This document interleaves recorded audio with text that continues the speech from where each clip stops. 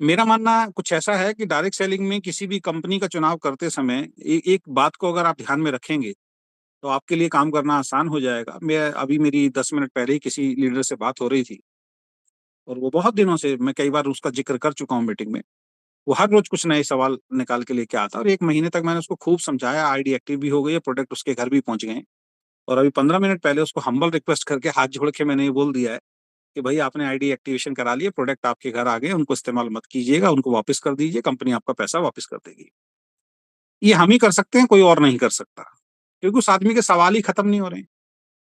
और सवाल भी ऐसे ऐसे हैं कि मतलब हर बार कुछ अजीब सवाल आते हैं। मतलब हर कंपनी पे उस इंसान का फोकस है। कभी इस कंपनी का प्लान देखना, कभी उस कंपनी का प्लान देखना, कभी बाइनरी के बारे में बात करना, कभी जनरेशन के बारे में बात करना, कभी मैट्रिक्स के बारे में बात करना, कभी वॉल्यूम समझ में नहीं आ रहा। हमने उनको जूम लिंक दे रखा है, वो जूम में नहीं आते। मैंने उनको वीडियो दे रखा है, वो वीडियो नहीं सुनते। मैंने उनको पीडीएफ दे रखी है, वो पीडीएफ नहीं देखते हैं। तो आप अंदाजा लगा सकते हैं कि ऐसा इंसान सफल होने का प्रयास तो कर रहा है, लेकिन शायद हम सफल उसको नहीं बना सकते हैं। तो इससे बढ़िया है कि वो हमारी कंपनी में जुड़ने के बाद 2 4 5 6 महीने में कंपनी को छोड़ दें, तो हम्बल रिक्वेस्ट से हम हाथ जोड़ के उनका पैसा वापस कर दें। और यही एक सही सिद्धांत होता है। हो सकता है वो इस मीटिंग में भी हों और मेरी बात को सुन रहे हों। तो देखिए, सिस्टम को जब तक आप फॉलो नहीं करेंगे ना, तब तक नहीं चलेगा। तो मैंने उनको एक बात बताई, आपको भी एक बात बताता हूँ। नेटवर्क बिजनेस की कंपनी का चुनाव करना ना, एक जूते खरीदने जैसा है। बहुत ध्यान से मेरी बात को सुनिएगा। नेटवर्क बिजनेस की कंपनी का चुनाव करना एक जूते खरीदने जैसा है। आप मार्केट में जूते खरीदने के लिए जाते हैं तो सबसे पहले तो ये डिसाइड करते हैं कितने रुपए का जूता लेना है, कितने प्राइस का आपको जूता लेना है, आपकी जेब कितनी अलाउ करती है। अगर आप 500 रुपए का जूता पहनते हैं तो मुझे नहीं लगता कि आप 2000 का जूता लेंगे मार्केट में जाके। दुकानदार तो दिखाएगा आपको।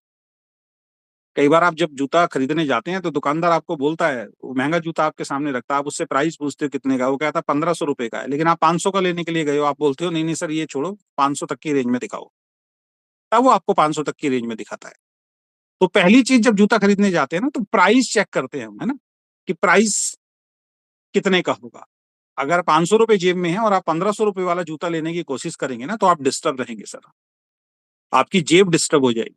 सेम डायरेक्ट सेलिंग की कंपनी, आप जिस कंपनी में जुड़े हैं, आज मैं बड़ा खुल के आप लोगों से बात करूंगा, आप जिस कंपनी में जुड़ रहे हैं, उस कंपनी का प्रोडक्ट क्या है, उस प्रोडक्ट को क्या आप रेगुलर इस्तेमाल कर सकते हैं।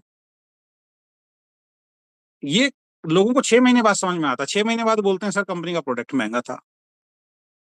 6 महीने से क्या उसको समझ में नहीं आया था क्या? तो ये आपको निर्धारित करना पड़ेगा, उसके बाद फिर आपको आगे बढ़ना पड़ेगा। दूसरा, जब हम जूते लेने जाते हैं तो हम ये चेक कर सोच के जाते हैं कि हमें लेदर का शूज लेना है या स्पोर्ट्स शूज लेना है। ऐसा तो नहीं होगा कि आप स्पोर्ट्स शूज लेने के लिए गए और वो लेदर का दे दे और आप लेदर का उठा लाएंगे। और लेदर में भी हम ये देखते हैं कि हमें लेसिस वाला चाहिए या बगैर लेसिस वाला चाहिए, फीते वाला चाहिए या बगैर फीते वाला चाहिए, ये भी चॉइस होती है। मुझे फीते वाले जूते पहनने पसंद हैं लेदर के। और मुझे अगर कोई व्यक्ति बगैर लेदर वाले जूते, वो बगैर फीते वाले जूते दिखाएगा, मैं नहीं लूंगा, मैं दूसरी दुकान पे चला जाऊंगा।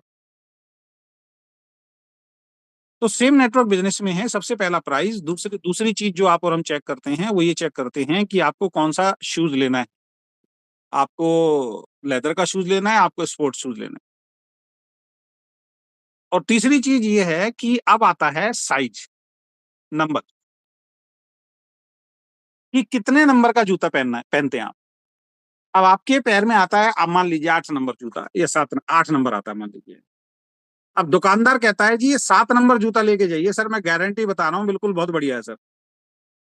लेकिन आपके पैर में 8 नंबर आता है, क्या आप में से कोई व्यक्ति उस जूते को लेगा? नहीं लेगा। आंसर है नहीं लेगा।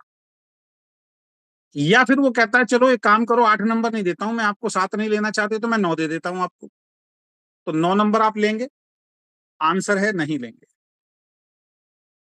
लेकिन डायरेक्ट सेलिंग में बहुत सारे लोग यही गलती करते हैं। उनके पैर में 7 नंबर का जूता आता है, 8 नंबर का जूता आता है, वो 7 नंबर का जूता डाल लेते हैं, ऐसी कंपनी में ज्वाइन हो जाते हैं जो 7 नंबर जूते की तरह है। अब एक व्यक्ति का पैर जिसका 8 नंबर है, वो 7 नंबर वाला जूता पहन के अगर निकलेगा तो शुरुआत में तो हो सकता है असर हो या ना हो, लेकिन आधा घंटे, 1 घंटे के बाद वो जूता जो है वो काटना शुरू कर देता है पैर को, और फिर चलना मुश्किल हो जाता है और पैर में छाले पड़ जाते हैं। आपके साथ ऐसा कभी ना कभी हुआ होगा, मेरे साथ हुआ है। और अगर आपने 9 नंबर का जूता पहन लिया तो आप ना चल सकते ढंग से, ना नाच सकते, ना भाग सकते, वो निकलेगा पैर से। तो 8 नंबर का जूता आता है तो 8 का ही डालना है।